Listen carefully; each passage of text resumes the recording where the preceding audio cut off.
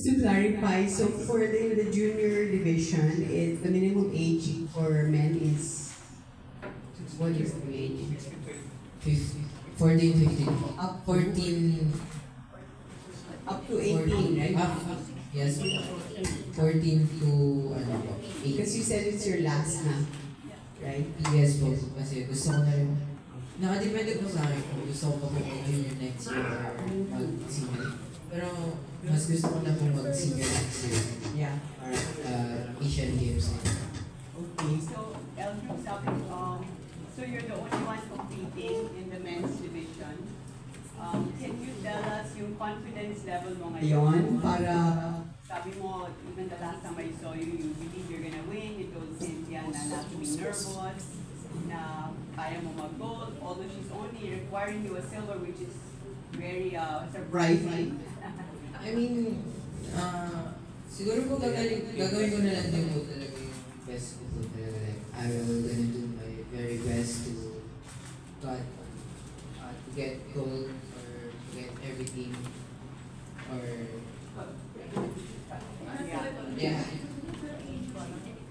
not to have injured po. Yeah, so you're going for the gold sa vault and Lauren. I'm gonna try my best. I'm gonna do my best. Events. All around. All around is my top priority. So I heard that you're also really good sa pommel horse. Fake news. I heard that it's... Go ahead. So, how do you like the pommel horse? I just did my best there. That's why I got fourth. Nagulat ka? Yes, magulat ako siya. Fourth! I almost got bronze because the bronze is like 0.066 lang po talaga. 0.066.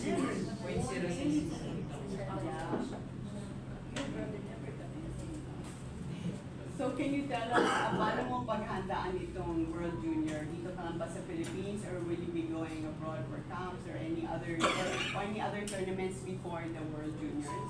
So I'm going to train Japan po for 2 years po. And I'm gonna train there to focus on my skills and my routine. Wala sira yung mic. Sira? So ayun nga po, sa Japan po ako mag-training and me and Coach Munye is going to fix my routine. They're like everyday, ilinisin po namin lahat. Like, gagawa po kami ng mga skills po namin ng bago rin po. Nice. So, sabi mo kanina 2 years, 2 months? 2 years, all the way.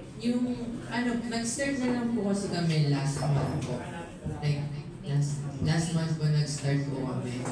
And last month po nag-start po kami. Kaya 2 months po. Pero I'm gonna stay there for 2 years po. Until Olympics po. So, wow, that's new. We're going to have a team. So, para po rin po makapag-qualify din po kami sa Olympics din. Want to tell us a little bit more about the Japan training of Eldrew? Like it started now, and then it's gonna between now and the World Juniors will be in Japan. Yes, Okay. and he's training now specifically Yes. for the junior world. Okay. But then he'll gonna go back and continue training or already for the Olympics. That is 4 years from now, but he'll continue. If he needs to be there 4 years, he'll be there 4 years. We'll see how he improves. So, Eldrew, sabi mo dati sa akin gusto mo dito ka sa Pilipinas. Pero ngayon, you decided that it's best for your gymnastics career to train in Japan. Can you tell us bakit? At kumusta ano yung napansin mo sa experience mo sa pag-umpisa ng training mo sa Japan? Under Coach Munye, correct? Change your mind. Siguro po, mas nakikita ko po na mas nag-improve po ako ng mabilis doon sa Japan po. Kasi, yun nga po, marami din po ako nakikita ng mas sobrang gagaling po pero sila po yung hindi nakakapasok pero sobrang galing na po for Philippines. Kaya doon din po ako nakakita ng inspiration ko na this is good. I can improve myself like fast here in Japan compare sa Pilipinas. Like parang mas nakikita ko yung mga skills nila dito na parang pwede ko silang gayahin na I can copy them. And yun po, mas nakikita ko po ng mas mabilis yung improvement ko po dun sa Japan.